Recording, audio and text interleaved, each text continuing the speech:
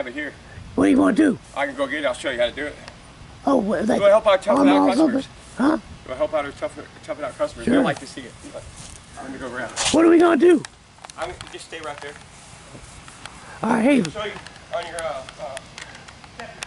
Hey, you got the brush? Let me go get this. Let me clean up that section over there. What are you doing? Oh, you gonna clean that tire? Out here. Oh, you let it sit for a minute. Just work on that corner because I can focus on it.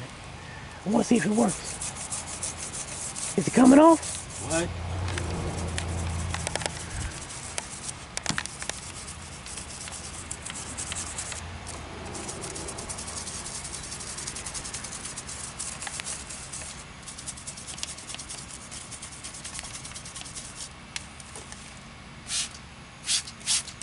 Oh my God. Is it coming off? That's factory. Sure is. That's factory. See it? The proof is in the pudding, people. That's factory. Yeah, it comes right off. That is factory rims. That's brake freshly dust. dipped, brand new.